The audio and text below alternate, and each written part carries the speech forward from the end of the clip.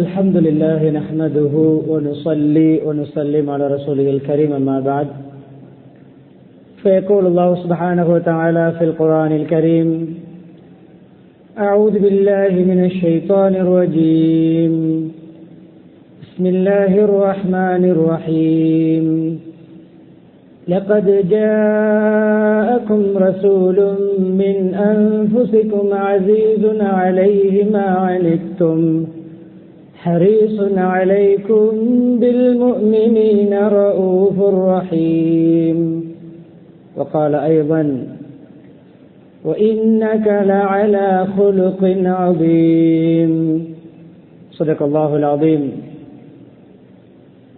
وقال نبينا محمد صلى الله عليه وسلم المؤمن للمؤمن كالبنيان يشد بعضه بعضا. وقال صلى الله عليه وسلم أيضا من يسر على معسر يسر الله عليه في الدنيا والآخرة أو كما قال صلى الله عليه وسلم. புகழ் அனைத்தும் அல்லாஹ் சுப்ஹானஹு வ தஆலா ஒருவனுக்கு உரித்தாகும்.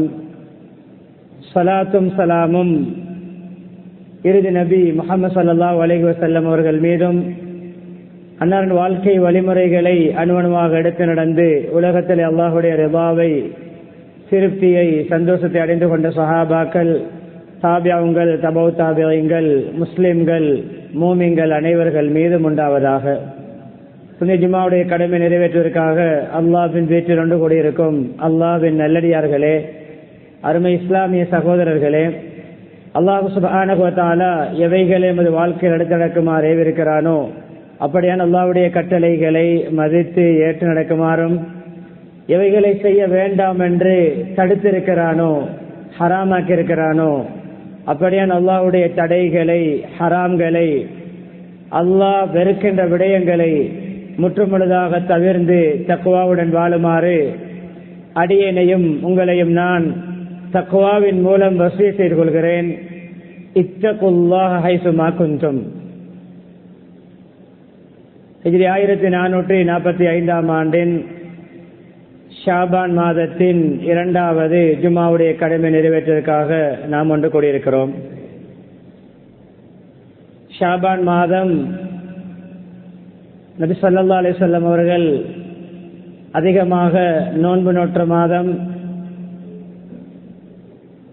அதே போன்று முன்னோர்கள் குர்ஆனுடைய தொடர்பை ஆரம்பித்த ஒரு மாதம். தங்களுடைய ஜக்காத்துகளை கணக்கு பார்த்து ரமலானுக்கு முன்னாலே கொடுத்து முடிக்க வேண்டும் என்று ஜக்காத்துடைய விடயத்திலும் கவனம் செலுத்திய ஒரு மாதமாக இருக்கிறது. அன்பானவர்களே, நான் உங்களோடு பகிர்ந்து கொள்ள தேர்ந்தெடுத்த தலைப்பு பிறரின் கஷ்ட துன்பங்களில் பங்கெடுப்போம். கண்ணியமானவர்களே, முஹம்மது ஸல்லல்லாஹு அலைஹி வஸல்லம் அவர்களுக்கு வஹி இறங்கிய முதல் நாள், நபித்துவத்துடைய முதல் நாள், அன்றுதான் அவர்கள் நபியாக அல்லாஹ்வின் மூலம் நபி பட்டம் கொடுக்கப்படுகிறார்கள். ஜிப்ரீல் அலைஹிஸ்ஸலாத்தை கண்டு திடுக்கிட்டு நடுங்கிக் கொண்டு அன்பு மனைவி ஹதீஜா ரலியல்லாஹு அன்ஹாவிடம் ஓடி வருகிறார்கள். ஓடி வந்த பொழுது கணவனை அமைதிப்படுத்துவதற்காக, கணவனுக்கு ஆறுதல் அளிப்பதற்காக மனைவி சில விடயங்களை முன்வைத்தார்கள். அஞ்சி பயந்து கொண்டு ஓடி வருகின்ற நபி அவர்களுக்கு அமைதி ஏற்படுத்துவதற்காக சொன்ன விடயங்களில் பல விடயங்கள். அதில் 2 விடயங்களை நான் இந்த தலைப்புக்குள் இணைத்துக் கொள்கிறேன். ஒன்று, வதஹ்மிலுல் கல் வதக்ஸிபுல் மாதூம் அல்லது துக்ஸிபுல் மாதூம். நபி ஸல்லல்லாஹு அலைஹி வஸல்லம் அவர்களுடைய பண்பாடுகள், குணங்கள் பற்றி அவர்கள் சொல்லுகின்ற பொழுது சொன்ன 2 வார்த்தைகள் தான், நீங்கள் பிறருடைய சிரமங்களை, கஷ்டங்களை உங்களுடைய சிரமம் கஷ்டம் போன்று உங்களுடைய மனதிலே உங்களுடைய சிந்தனையிலே பதித்து நடக்கக்கூடியவர். பிறருடைய சிரமம் எனக்கும் சிரமம், என்னுடைய சிரமம் போன்று நடந்து கொள்ளக்கூடிய மனிதர் தான் நீங்கள். இது எதற்கு முன்னால்? நபிப்பட்டத்துக்கு முன்னால், நபித்துவம் கிடைக்க முன்னாலே நபியவர்களிடம் இருந்த உன்னதமான ஒரு பண்புதான் பிறருடைய சிரமம் பாரம் எனக்கும் சிரமம், எனக்கும் பாரம். பிறருடைய கஷ்டம் அது எனக்கு வந்த கஷ்டம் போன்று, பிறருக்கு வருகின்ற கவலை அது எனக்கு ஏற்பட்ட கவலை போன்று. இது நபியவர்களுடைய நபித்துவத்துக்கு முன்னால் இருந்த பண்பு. தக்சிபுல் மாதூம், அது தக்சிபுல் மாதூம், துக்சிபுல் மாதூம், பல வார்த்தை பிரயோகங்கள். சுருக்கம் என்ன தெரியுமா? வசதி இல்லாதவர்களுக்கு நீங்கள் சம்பாதித்து உங்களுடைய பணத்தால் செலவழிக்க கூடியவர், பொருளாதார நெருக்கடியில் இருக்கக்கூடியவர்களுக்கு நீங்கள் உங்களுடைய செலவால் பராமரிக்கக்கூடியவர். இந்த இரண்டு பாராட்டு வார்த்தைகள், வசனங்கள் கதீஜா ரலியல்லாஹு அன்ஹா நபி அவர்களிடம் கண்ட தன்மைகள். இந்த இரண்டு பண்பாடுகளை மையமாக வைத்துதான் இந்த குத்பாவை நான் உங்களுக்கு முன்னால் நிகழ்த்த ஆரம்பித்திருக்கிறேன். எனவே உற்சாகமாக இருப்போம். தூக்க மயக்கங்களை தவிர்த்து உங்களுடைய கண்கள் ஹத்தீபுடைய முகத்தை நோக்கி இருக்க வேண்டும். இல்லாவிட்டால் தூக்கம் வரும், சிந்தனை மாறும். எப்பொழுதுமே குத்பா உற்சாகமாக தேட்டத்தோடு இருக்கும் பொழுது நமக்கு தேவையான விடயங்களை ஹத்தீப் மூலம் அல்லாஹ் வெளியாக்கலாம். எனவே எல்லோருடைய உற்சாகம், இப்பொழுது இருக்கின்ற உற்சாகம் இறுதி வரைக்கும் பேணப்பட வேண்டும். நான் ஆரம்பத்திலே 2 குர்ஆன் வசனங்களையும் ஒரு ஹதீஸையும் சொன்னேன். முஹம்மது ஸல்லல்லாஹு அலைஹி வஸல்லம் அவர்களை பற்றி புகழ்ந்து பேசுகின்ற ஒரு வசனம். லகத் ஜாஅக்கும் ரசூலும் மின் அன்ஃபுசிக்கும், உங்களுடைய இனத்தில் உங்களை சேர்ந்த ஒரு ரசூல் உங்களுக்கு வந்திருக்கிறார், மனிதர்களை சேர்ந்தவர். அஸீஸுன் அலைஹி மா அனித்தும், உங்களுக்கு ஏற்படுகின்ற சிரமங்கள், கஷ்டங்கள், நெருக்கடிகள், நோவினைகள், மன வருத்தங்கள், பாதகமான நிலைமைகள், தாங்க முடியாத சுமைகள் அவருக்கும் பாரமாக இருக்கும்.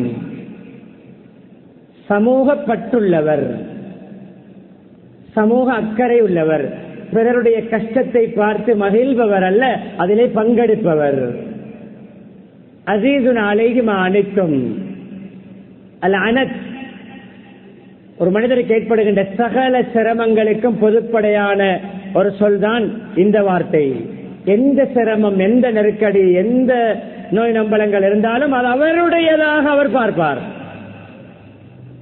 ஹரிசுன் அலைக்கும், உங்கள் விடயத்தில் கரிசனை உள்ளவர், அக்கறை உள்ளவர், பற்றுள்ளவர். பில் முஃமினீன ரவுஃபுர் ரஹீம், மூமின்களோடு உள்ள அன்புள்ளவர். நடிப்பான வெளிப்பகட்டல்ல, பாசாங்கல்ல, உண்மையான அன்புள்ளவர். இது ஒரு குர்ஆன் வசனம், தௌபா சூராவுடைய இறுதி ஆயத்துக்கு முன்னால் உள்ள ஆயத். நபி அவர்களுடைய சகல குணங்களையும் ஒரே வசனத்தில் அல்லாஹ் சொல்லுகின்ற பொழுது, வஇன்னக லஅலா குலுகின் அதீம், நீங்கள் நிச்சயமாக பெருந்தன்மை உள்ளவர், பெருந்தன்மை உள்ளவர், நற்குணசீடர், நல்ல குணாதிசயங்களை கொண்டவர். அன்பானவர்களே, இந்த காலத்தில் பல தலைப்புகளில் பல விடயங்கள் பேசப்பட்டாலும் மக்கள் ஏதோ ஒரு துறையில் சிரமப்படுகின்ற காலம். எல்லோரும் பல சுமைகளை சுமந்து நெருக்கடியில் வாழ்கின்ற காலம். சிலருக்கு கடன் தொல்லை, சிலருக்கு குமரகாரியம், சிலருக்கு நோய் நம்பலம், சிலருக்கு குடும்ப பிரச்சனை, சிலருக்கு பொருளாதாரம் லாஸ், சிலருக்கு வழக்கு வம்புகள் பிரச்சனைகள், சிலருக்கு கண்ணியமானவர்களே ஏதாவது பிறர் நடக்கின்ற அநியாயம், அட்டூழியம் என்று எல்லோரும் ஏதோ ஒரு பகுதியில் சிரமத்தோடு வாழ்கின்ற ஒரு காலம். அன்பானவர்களே, எனக்கு ஒரு சிரமம் இருக்கும், இன்னும் ஒருவருக்கு வேறு சிரமம் இருக்கும். எனக்கு ஒரு உள்ளத்திலே ஒரு விடயம் கவலையாக இருக்கும், இன்னும் ஒருவருக்கு வேறு விடயம் அவருடைய உள்ளத்தில் கவலையை ஏற்படுத்தி இருக்கும். சொல்ல வருகின்ற விடயம் என்ன தெரியுமா? பிறருடைய கஷ்டத்தை நாம் போக்க முனைகின்ற பொழுது நம்முடைய கஷ்டத்தை அல்லாஹ் பொறுப்பேற்று இல்லாமல் ஆக்குவார். பிறருடைய சிரமத்தை நாம் அகற்றுகின்ற பொழுது நம்முடைய சிரமத்தை அல்லாஹ் அகற்றி வைப்பான். கஷ்ட துன்பங்களில் பங்கெடுக்கின்ற இந்த தன்மை. ஹதீஸ், அந்த சொன்ன ஹதீஸுடைய கருத்து, யாரொருவர் ஏதோ சிரமத்தில் இருக்கின்ற ஒருவருடைய சிரமத்தை இலகுபடுத்தி வைப்பாரோ, அந்த கஷ்டத்தை போக்கி வைப்பாரோ, அவருடைய இம்மை மறுமை கஷ்டங்களை அல்லாஹ் போக்குவான். இம்மை கஷ்டம், துனியாவுடைய கஷ்டம், மறுமையுடைய கஷ்டங்கள் எல்லாவற்றையும் அல்லாஹ் அவருக்கு இலேசாக்குவான். அன்பானவர்களே, முஹம்மது ஸல்லல்லாஹு அலைஹி வஸல்லம் இதிலே முதலிடம். எங்கு யாருக்கு என்ன சிரமம், என்ன தேவை, என்ன கஷ்டம், அதில் பங்கெடுப்பார்கள். தன்னை திட்டிய, தனக்கு ஏசிய, தன்னை மிக கேவலமாக பேசியவர்களுக்கும் நபி அவர்கள் என்னால் என்ன செய்ய முடியும்? அதில் ஒரு நிகழ்வுதான் படித்திருக்கிறோம். படிப்பினையோடு செயல்படுத்துகின்ற நோக்கத்தில் கேட்போம். ஒரு மூதாட்டி தன்னுடைய பொருட்களை ஒரு பையை சுமந்து செல்கின்ற பொழுது ஓடி சென்று அந்த மூதாட்டியுடைய அந்த பார சுமையை நான் இல்லாமலாக்க வேண்டும், நான் சுமக்க வேண்டும் என்று சுமந்து செல்கிறார்கள். அவர் அடையாளம் தெரியாமல் நபி அவர்களுக்கு ஏசுகிறார், திட்டுகிறார்.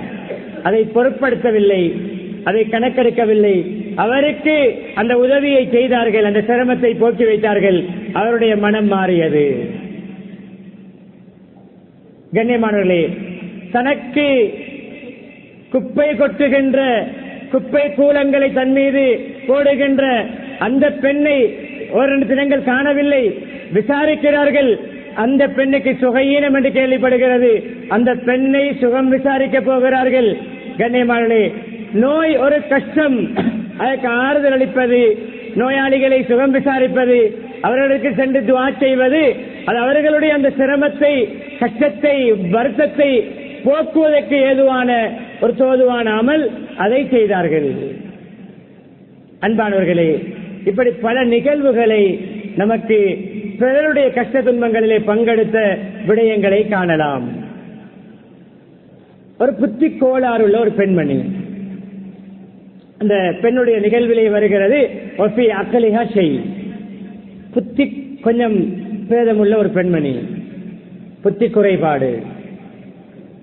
முஹம்மது ஸல்லல்லாஹு அலைஹி வஸல்லம் அவரிடம் வந்து, யா ரசூலல்லாஹ், இன்னலி இலைக ஹாஜா, எனக்கு பல தேவைகள் இருக்கின்றன, பல வாழ்க்கை சிரமங்கள், நெருக்கடிகள், தேவைகள் இருக்கின்றன, நீங்கள் அதை நிறைவேற்றி தர வேண்டும்.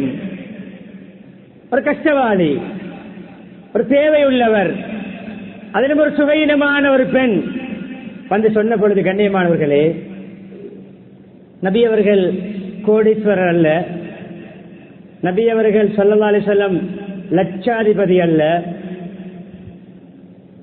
ஒரு நாள் சாப்பிட்டால் மறுநாள் பசியோடு இருக்கின்ற நபி அவர்கள். ஒரு நாள் சாப்பிட்டால் மறுநாள் பசி. கணவன் தொழும் பொழுது மனைவி உறங்கிக் கொண்டிருந்தால், கணவன் சுஜூது செய்வதற்கு மனைவி காலை மடித்தால் தான் இடம் கிடைக்கும். அப்படிப்பட்ட வீட்டில் வாழ்ந்த நபி அவர்கள். பொருளாதார ரீதியாக கோடீஸ்வரர் அல்ல, லட்சாதிபதி அல்ல, ஆனால் அவர்களுடைய மனது கோடீஸ்வர மனசு. அவர்களுடைய மனது தயாளத்தன்மை உள்ள மனது. சொன்னார்கள், நீ எந்த தேவைக்கு, எந்த பாதையில் என்னை நீ கூட்டிக் கொண்டு போ, உனக்கு விரும்பிய இடத்துக்கு கூட்டிக் கொண்டு போய் விரும்பிய தேவைகளை நீ கேள், நான் உனக்கு நிறைவேற்றி தருகிறேன் தாயே என்று காலை முதல் மாலை வரைக்கும் அந்த பெண்ணோடு சென்று அந்த பெண்ணுடைய சிரமத்தை, கஷ்டத்தை, தேவைகளை நிறைவேற்றி கொடுத்துவிட்டு வீடு திரும்பினார்கள் என்ற வரலாறு பதியப்பட்டிருக்கிறது. கஷ்டவாளிகள் கேட்டால் இல்லை என்று சொல்ல மாட்டார்கள். தேவை உள்ளவர்கள் கேட்டால் இல்லை என்று சொல்ல மாட்டார்கள். ஒருவர் வந்து கேட்டார், ஏதாவது தாருங்கள், யார சொல்லலாம், உதவி. கொடுப்பதற்கு ஒரு திரகமும் இல்லை, ஒரு தீனாரும் இல்லை. ஒரு ஈத்தம்பழமாவது இருந்தால் அதையாவது கொடுப்பார்கள். ஒரு ரொட்டி துண்டு இருந்தாலும் கொடுப்பார்கள். ஒன்றுமே இல்லை. ஒரு கஷ்டவாளி வந்திருக்கிறார், தேவை நிமித்தம் வந்திருக்கிறார். இவருக்கு ஏதாவது நான் செய்ய வேண்டும், இவருடைய கஷ்டத்தை நான் போக்க வேண்டும். சம்பவம் வருகிறது கண்ணியமானவர்களே, ஆச்சரியமான நிகழ்வுதான். நாம் அந்த அளவு சிந்திக்க மாட்டோம். உடுத்திருந்த ஜுப்பாவை கலட்டி கொடுத்து விட்டு கீழங்கி வேஷ்டியோடு வீடு சென்றார்கள். என்னிடம் ஒன்றுமில்லை, ஜுப்பா பொக்கட்டுக்குள் ஒன்றுமில்லை, ஜுப்பா இருக்கிறது என்று ஜுப்பாவை கலட்டி அவருக்கு கொடுத்து விட்டு சென்றார்கள். இன்னும் ஒருவர் வந்து கேட்டார், யார் சொல்ல, ஏதாவது உதவி செய்யுங்களே. பல தேவைகள், கஷ்டங்கள், சிரமங்கள். சொன்னார்கள் கண்ணியமானவர்களே, தன்னிடம் கொடுக்க ஒன்றும் இல்லை, தன்னுடைய கைவசம் ஒன்றும் இல்லை. சொன்னார்கள், இபத்த அலைய, இன்னாரிடம் சென்று என்னுடைய பெயரை சொல்லி என்னுடைய கணக்கில் உனக்கு தேவையானவற்றை வாங்கு, அந்த பில்லை எனக்கு வசதி வரும் பொழுது நான் செட்டில் பண்ணுகிறேன். கையில் இல்லை, தேவைகளை நிறைவேற்றுகிறார்கள். கையில் பணம் இல்லை, தன்னுடைய பொறுப்பில் தேவை உள்ளவர், கஷ்டப்படக்கூடியவர், பொருளாதார நெருக்கடியில் உள்ளவர் வருகிறார். வெறுங்கையோடு அனுப்பக்கூடாது, இல்லை என்று சொல்லக்கூடாது, விரட்டக்கூடாது. என்னுடைய பொறுப்பில் நீ வாங்கி, நான் அந்த விலை பட்டியலை, அதற்குரிய கிரயத்தை எனக்கு ஏதாவது வசதி வரும் பொழுது, பணம் கிடைக்கின்ற பொழுது நான் கொடுக்கிறேன், உன்னுடைய கணக்கை நான் கொடுக்கிறேன். அன்பானவர்களே, இது மிக மிக தேவைப்படுகின்ற ஒரு காலத்தில் வாழ்கிறோம். ஒரு அரபு பழமொழி இருக்கிறது, யஹ்சபுல் மம்தூர் அன்ன குல்லன் முத்திர். ஒரு ஊருக்கு ஒரு நபர் இருக்கிற இடத்துக்கு மழை பெய்கிறது. அவர் நினைக்கிறாராம், உலகத்தில், நாட்டில், ஊரில் எல்லோருக்கும் மழை பொழிகிறது என்று. என்றால் என்ன அர்த்தம்? எல்லோரும் என்னை போன்று வசதியாகத்தான் இருக்கிறார்கள், எல்லோரும் என்னுடைய வீட்டை போன்று 3 நேரம் சாப்பிடுகிறார்கள், எல்லோரும் என்னுடைய வீட்டை போன்று வசதியான வீட்டில் தான் வாழ்கிறார்கள், எல்லோருக்கும் நல்ல வருமானம் இருக்கிறது என்று நினைக்கிறோம்.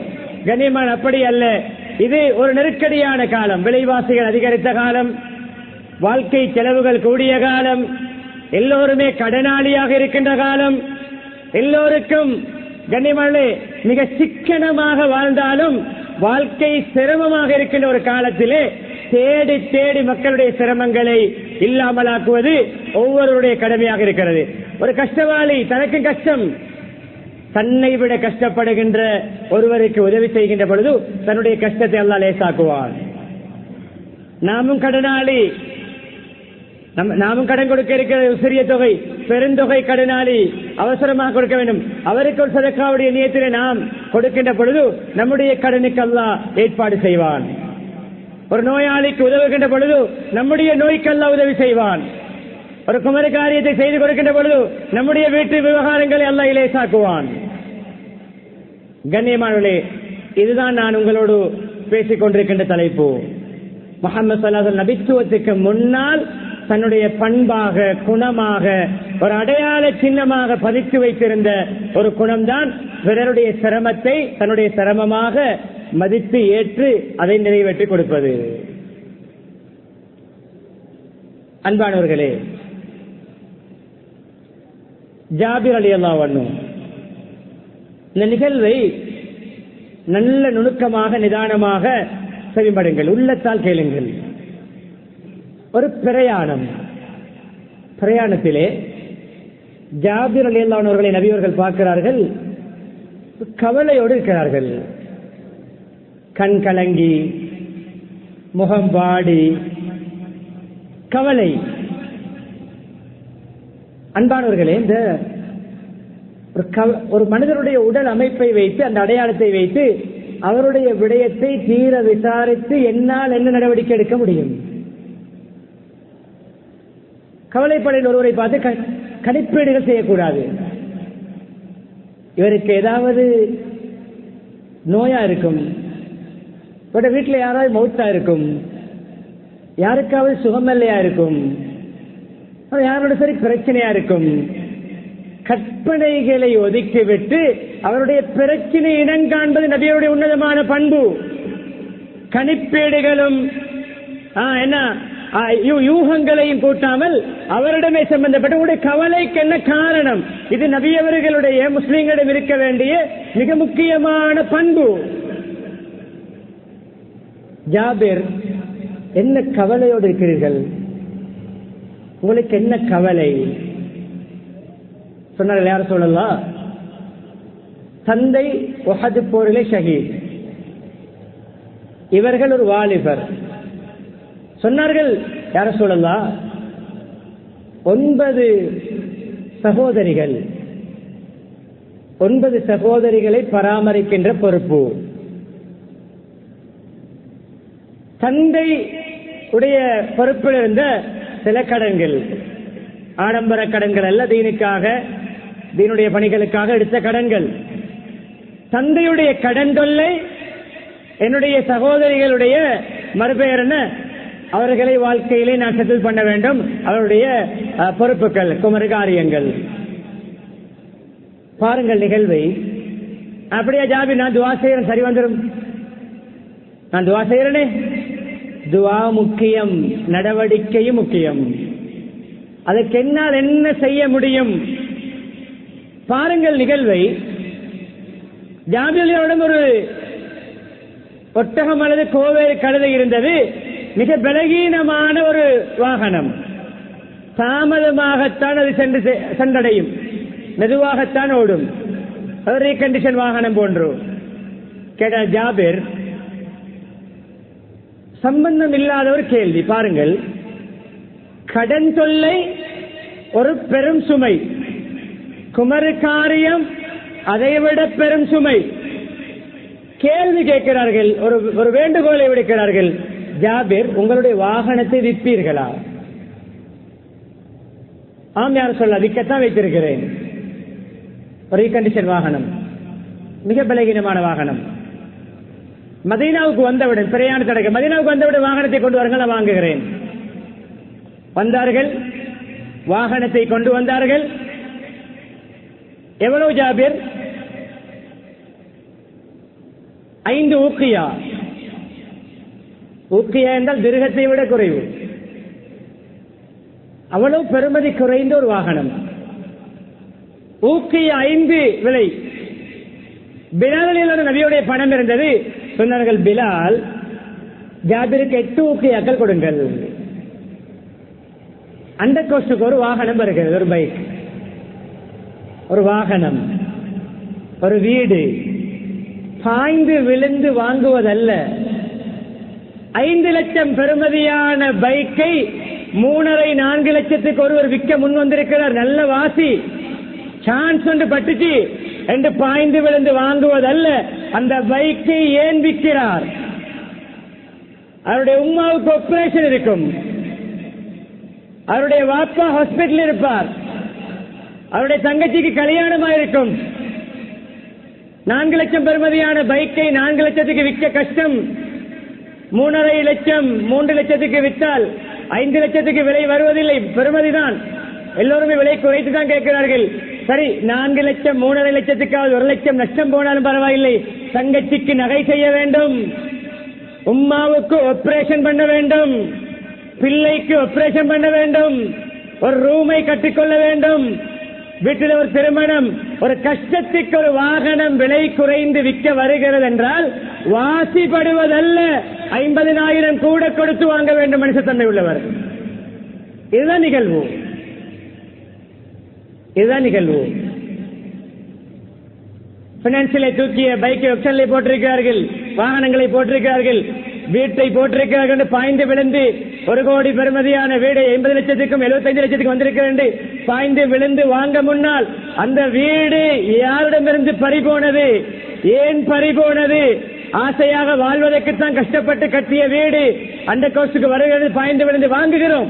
சரி, வருகின்ற விலைக்கு வாங்குவது கூடாது என்று சொல்ல வரவில்லை. ஆனால் யாரோ ஒருவருடைய மனது உடைந்து வருகிறது, யாரோருடைய மன வருத்தத்தோடு வருகிறது. 5 ஊக்கையா சொன்னார்கள் விலை, 3 ஊக்கையாக்கள் கூட கொடுத்து வாங்கினார்கள். 8 ஊக்கையா, 3 ஊக்கையாக்கள் லாபம். டீல் முடிகிறது. ஜாபிர் எல்லாம் பணத்தை எடுத்துக்கொண்டு போகிறார்கள். மீண்டும் நபி அவர்கள் ஸல்லல்லாஹு அலைஹி வஸல்லம், ஜாபிர் இங்க வாங்க. என்ன யார் சொல்லலாம்? ஜாபிர் பணம் கையில், வாகனம் நபியோட, வியாபாரம் முடிந்து விட்டது. ஜாபிர், இந்த வாகனத்தை உங்களுக்கு அன்பளிப்பாக தருகிறேன். கடன் தொல்லையில் மாட்டிப்பட்டவர், குமரகாரிய பொறுப்புள்ளவர், வாழ்க்கையில் பொருளாதாரத்திலே சிரமப்படுபவர், 2 பெரும் சுமைகளை தன்னுடைய தலையில் சுமந்தவர். அவருடைய வாகனத்தை சொன்ன விலையை விட 3 ஊக்கையாக்கள் விலை கொடுத்து வாங்கி அந்த பணத்தை கொடுத்து அவர் பணத்தை எடுத்துக்கொண்டு போகின்ற பொழுது அவரிடம் வாங்கிய வாகனத்தில் ஒரு தடவையாவது ஏறி பார்க்காமல், அதை ஒரு பயணமாவது அதிலே செய்யாமல், உடனே அதே சபையிலே அவரை கூப்பிட்டு, இந்த வாகனத்தை உங்களுக்கு நான் டொனேட் பண்ணுகிறேன், நன்கொடையாக தருகிறேன் என்று கொடுத்தார்கள். ஏன் தெரியுமா? ஜாபிர் ஒரு கஷ்டவாளி. ஜாபிர் பாவனைக்கு வைத்திருக்கின்ற வாகனத்தை விற்க போட்டிருக்கிறார். ஏன்? அவருடைய வீட்டில் பல குமர காரியங்கள், அவர் கடனாளி. யார் இப்படி பார்க்கிறோம்? பைக் கொண்டு விற்க வந்திருக்குது, கஷ்டத்துக்கு விற்கிறாங்க. அடிச்சா விலையோண்டு அடிக்கலும், முட்டுக்காலை கீழே, கரண்ட காலை கீழே. அதல்ல மனுஷத்தன்மை. ஏன் விற்கிறார்? என்ன கஷ்டத்துக்கு விற்கிறார்? இந்த நிகழ்வோடு முடிக்கிறேன். இன்னும் ஒரு பகுதி அந்த நிகழ்வுடைய. ஜாபிர் உடைய தோட்டத்தில் எப்பொழுது அறுவடை, ஈச்சம்பழ தோட்ட அறுவடை. அந்த நாளை சொன்னார்கள், தோட்ட ஈச்சம்பழ அறுவடை நாளில் நீங்கள் கடன் கொடுக்க வேண்டிய உங்களுடைய தந்தை யாருக்கெல்லாம் கடன் கொடுக்க வேண்டுமோ எல்லோரையும் வர சொல்லுங்கள். நீங்கள் அறுவடை செய்ய வேண்டாம், நீங்கள் என்னை கூப்பிடுங்கள், நான் வருவேன். வந்தார்கள், கூப்பிட்டார்கள். கடன் உரிமையாளர்கள் எல்லாம் வந்தார்கள், வரிசையாக நின்றார்கள். அறுவடை செய்யப்பட்டு ஒவ்வொரு நபருக்குரிய கடனுக்கு தோதுவான ஈச்சம்பழங்களை தன்னுடைய கையால் அள்ளி பையிலே போட்டு, இதோ உங்களுக்கு ஜாபிருடைய தந்தை தர வேண்டிய கடனுக்கு பெறுமதியான ஈச்சம்பழங்கள். ஈச்சம்பழம் ஒரு சொத்து, பண்டமாற்றம் செய்வார்கள். கடன் உரிமையாளர்கள் எல்லாம் கடனுக்கு பதிலாக ஈச்சம்பழங்கள் எல்லாம் எடுத்துக்கொண்டு போனார்கள். கடன் நிறைவேறிவிட்டது.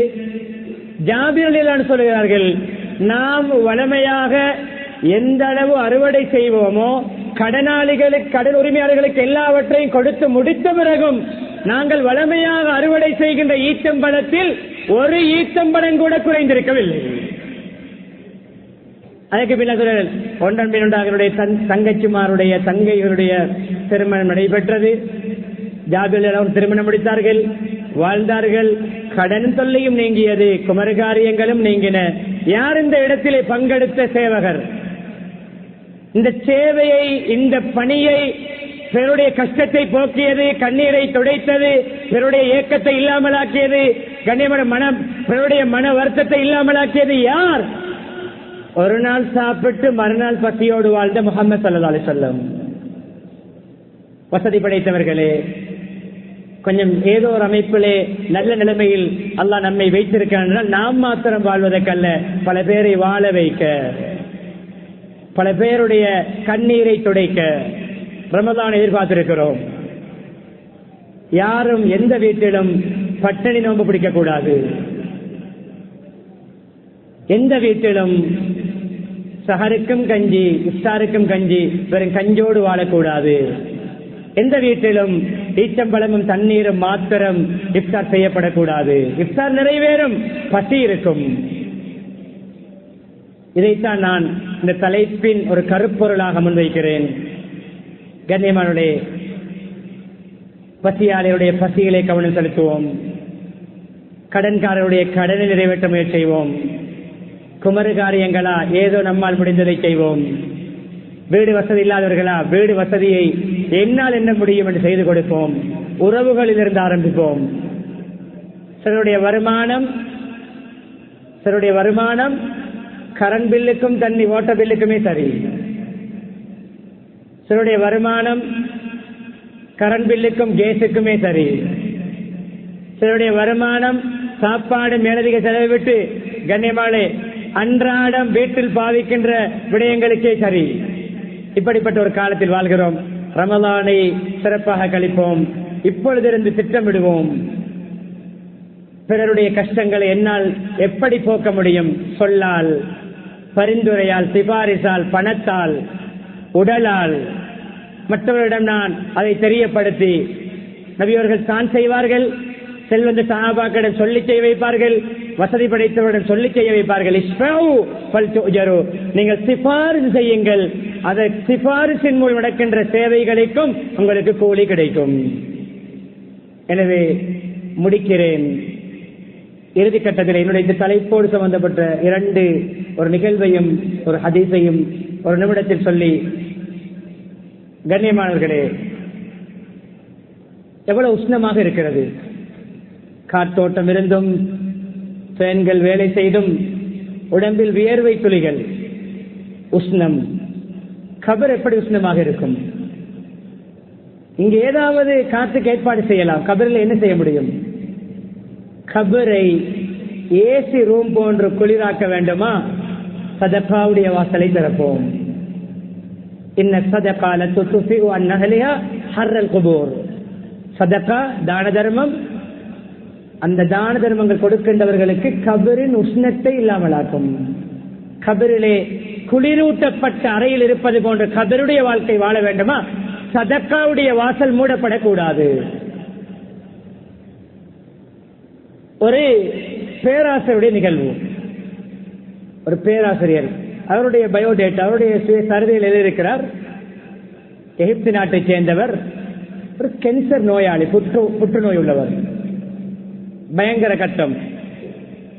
லண்டனுக்கு ட்ரீட்மெண்ட்டுக்கு சென்று 3 மாதத்திலே பெரிய ஒரு மேஜர் ஆபரேஷன் இருக்கிறது, டேட் போடப்பட்டிருக்கிறது, மருந்துகள் கொடுக்கப்பட்டிருக்கின்றன.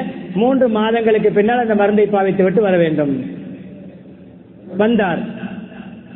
ஒரு வெள்ளிக்கிழமை ஊரிலே இறைச்சி கடைக்கு போனார். மெதுவாக நடந்து செல்வார். இறைச்சி கடைக்கு போனார், இறைச்சி வாங்க.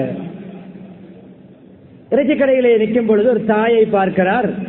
ஒரு பையிலே அங்குமிங்கும் வேஸ்டாக, கழிவாக, கஸ்டமர்களுக்கு கொடுக்காத, தராசியில் இருக்காத கழிவுகள், கொழுப்பு, சவ்வு, முள்ளு ஒதுக்கப்படுகின்ற அந்த கழிவுகளை அந்த பையிலே சேமிக்கிறார். கூப்பிட்டு கேட்டார்கள், தாய், உங்களுக்கு என்ன பிரச்சனை? ஏன் இறைச்சி கழிவுகளை புறக்கி சேமிக்கிறீர்கள்? இல்லை, எனக்கு 7 பிள்ளைகளுடைய விதவை தாய் நான். என்னுடைய பிள்ளைகளுக்கு வெள்ளிக்கிழமையாவது கொஞ்சம் இறைச்சி சமைத்து கொடுக்க வேண்டும் என்ற ஒரு ஆசை, என்னோட வசதி இல்லை. இப்படி கழிவாக ஒதுக்கப்படுகின்றதையாவது கொண்டு போய் சமைத்து கொடுக்கிறேன். உடனே அவருக்கு ஒரு ஹதீஸ் ஞாபகம் வந்தது. தாவு மர்தாக்கும் பி சதகா. உங்களுடைய நோயாளிகளுக்கு சதக்காவின் மூலம் சிகிச்சை செய்யுங்கள். பாரிய நோய்களா மருந்து பாவிப்பது சதக்கா முன்னால். சதக்காவை கொண்டு நோயாளிகளுக்கு சிகிச்சை, ஷிஃபாவை அல்லாவிடம் தேடுங்கள் என்ற ஹதீஸை கொஞ்சம் அமல் செய்து பார்ப்போம். அந்த தாயை கூட்டிக் கொண்டு போனேன். இறைச்சி கடைக்காரரிடம் கொண்டு போய் கிட்டத்தட்ட 2 மாதங்கள் அல்லது 3 மாதங்களுக்கு அட்வான்ஸ் பணத்தை கொடுத்து ஒவ்வொரு வாரமும் அந்த கிழமைக்கு தேவையான மாமிசம், இறைச்சியை நீங்கள் இந்த தாய்க்கு கொடுக்க வேண்டும் என்று சாட்டிவிட்டேன். சாட்டிவிட்ட பொழுது அந்த தாய் உடனே முட்டுக்காலில் விழுந்து அல்லாவிடம் மன்றாடி துவா கேட்கிறார். உங்களுக்கு ஆரோக்கியம், நோய் இல்லாத வாழ்க்கை, செழிப்பான வாழ்க்கை பரக்கத்தன்று துவா கேட்கிறார். இந்த சம்பவத்தை மெதுவாக நடந்து சென்ற தந்தை இறைச்சி வாங்கிக் கொண்டு வேகமாக வருகிறார். அந்த ஸ்பீடில் அவர் நடக்க முடியாது, அவ்வளவு நோயாளி.